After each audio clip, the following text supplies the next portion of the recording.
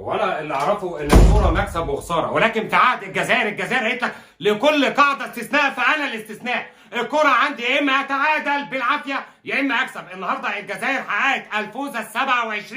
هل تسمعوني؟ خلاص تخطت ان شاء الله كده، كان فاضل لها ماتش وتتخطى الريكورد بتاع كوت ديفوار وتبقى سيده افريقيا. ولكن النهارده في الماتش كسبت باقل مجهود. خوا ما عنديش كلام، اخوات وكل حاجه ومفيش مشكله. اللعب جزائري والملعب تونسي والفريق تونسي والحكم مصري وكلنا زدنا في ايدينا، ما عندناش مشكله يعني. ولكن النهارده المنتخب الجزائري في الشوط الاول لما تيجي تتفرج عليه كده كان بيقسم، كان بيعمل سمسميه، والله العظيم كان بيلعب باسهل السهل الممتنع كما تقولوا يعني. ولكن قبل ما يبدا اي حاجه، ما دام وصل لك هذا الفيديو ما تنساش انك تعمل لايك هنا اهوت، ولو عايز تدعمنا بكومنت مفيش مشكله، ولو عايز تشترك في القناه اتفضل يا سيدي اشترك. في بدايه الماتش تحس ان المنتخب التونسي كان عنده اصرار يوقف سلسله الانتصارات بتاعه الجزائر، وعايز يقول لهم كفايه كده بقى يا سيدي، حلو قوي عليك 26 ماتش وبتاع. وكان بادئ جدا بخشونه قوي، ضرب كل اللعيبه، كان ناقص يضرب المعلق، كان ناقص معلق المباراه اللي ما فصلش ثانيه. يا اخي خد بريك على القناه الوطنيه الاولى، يا اخي تنفس حتى. مفيش، المحلق بسم الله ما شاء الله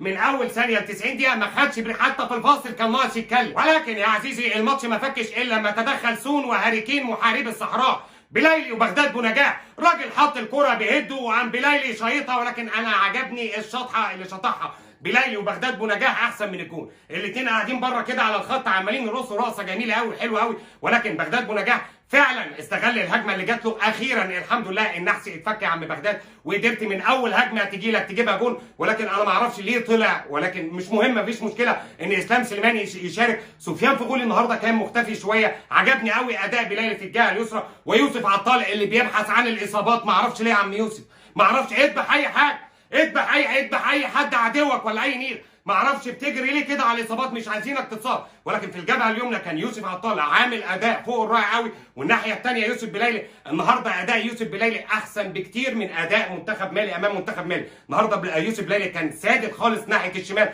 وعمل اسيستات حلوه كتير لرياض محرز وسفيان فغولي. تعالى بقى نتكلم عن هدف رياض محرز. ورياض محرز بيقول لك في معادله لازم تعرفها ولازم تفهمها. لو في فاول للجزائر واللعيب بتاع الخصم المنافس يعني نايم ورا الحائط البشري، اعرف ان رياض محرز هيحطها كده هيحطها في الجون، كما قال حفيظ دراجي امام الجزائر ونيجيريا، وكما قال برضه حفيظ دراجي امام مانشستر سيتي وباريس سان جيرمان، وكما قال برضه رؤوف خليف امام مانشستر سيتي والارسنال في نهايه الكاس.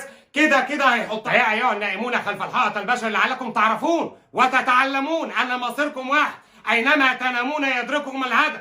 كده هيخش جون. نتمنى لكم مشاهده سعيده ومشاهده HD لاي هدف يحرزه رياض محرز. الجزائر تقريبا قفلت اللعبه خالص، وما ينفعش حد يتحداها في القاره. هي بتقول لك رساله كده، ما ينفعش حد يقول مثلا ان انا هحفف شعري لو ما وقفتش انتصارات على الجزائر والكلام ده كله. احب اقول لك اعملها بولا زيرو، اعملها بولا زيرو من قبل ما يبدا الماتش. ولكن في حاجه انا مش فاهمها في المنتخب التونسي برضو احقاقا للحق يعني، منتخب قوي وجميل وكل حاجه، عمل مباراه قويه امام الكونغو. النهارده ظهر امام الجزائر في الشوط الاول كان يعني ضعيف نسبيا. الشوط الثاني كان حصل فيه هجمات وبتاع، ولكن المنتخب التونسي اقوى من كده. وعايز اوجه رساله للمدرب منتخب التونسي، معاك لعيبه عالميه، والله العظيم لعيبه المنتخب التونسي عالميه، ولكن ما انتش عارف تستغلها. انا ما اعرفش النهارده الخطه بتاعه المنتخب التونسي اللي هو المدرب دي كده قال لهم انتوا لعيبه اقوياء ولعيبه بتلعبوا في احسن الانديه في العالم والكلام ده كله، انزلوا يلا العبوا، اتكلوا على الله كده، صلوا صلاه استخاره واستعينوا من الشيطان الرجيم وانزلوا العبوا. ما شفتش اي خطه للمنتخب التونسي، مع ان اللعيبه فيه لعيبه قويه قوي،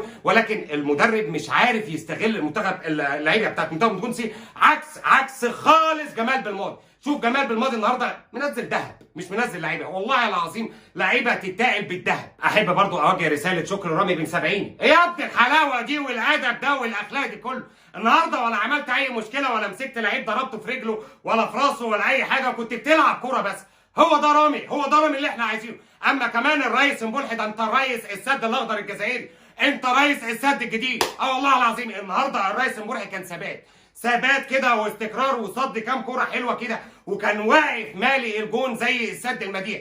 تحيه كبيره قوي للرئيس مبولحي. كمان برضو ما ننساش ان جمال بن عمرو النهارده بيقول لك السن مجرد رقم. الراجل كان شايل الدفاع هو وعيسى مندي، والله العظيم كانوا عاملين احلى اداء. اما بقى عدلان جديوره بسم الله ما شاء الله نازل ياخد كارت احمر ويه. يعني انت في بدايه اول ما نزلت خدت الاصفر، قلت لا الاصفر مش لاقي عليا، الاصفر لا يليق بك، فاهم؟ فعايز تتضامن مع المنتخب التونسي تقريبا بالتيشيرت بتاعهم الاحمر الاساسي ولا ايه؟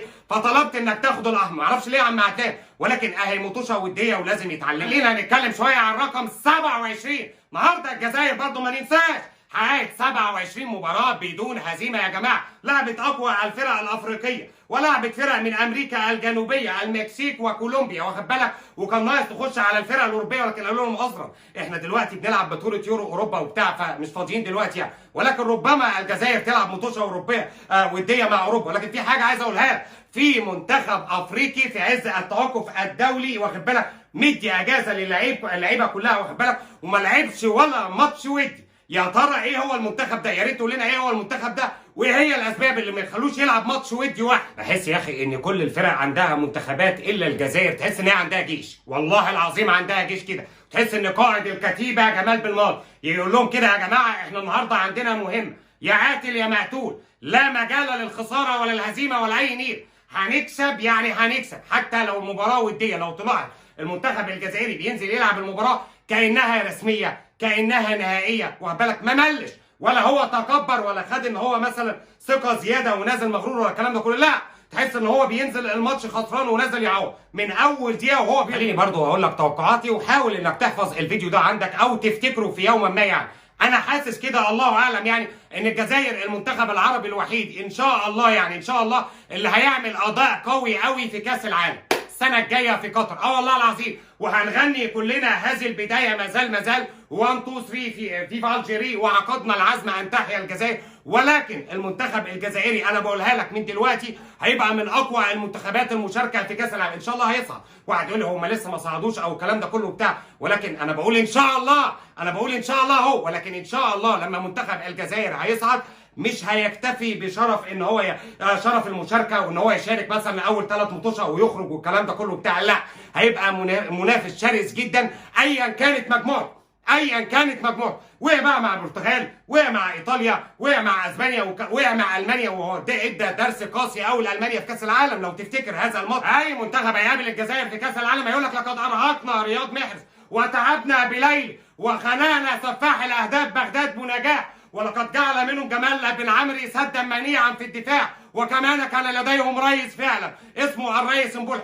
المنتخب الجزائري سيكون الاقوى في كاس العالم، وتذكر هذه الكلمه. اسف جدا طبعا لو الفيديو وصل لك متاخر بعد ساعه او ساعتين من الماتش، انا والله العظيم من اول ما الماتش ما خلص وانا مصور الفيديو، ولكن النت عندي سيء خالص، انا لا عندي 3 جي ولا 4 جي ولا اي نيل، انا سارق باسورد الواي فاي من جاري اللي جنبي وكل شويه عمال يغيره. فبعد اذن حضراتكم دلوقتي هروح اخبط عليه واخليه يديني الباسورد عشان الفيديو ينزل بسرعه. جاي لك يا عم نبيل.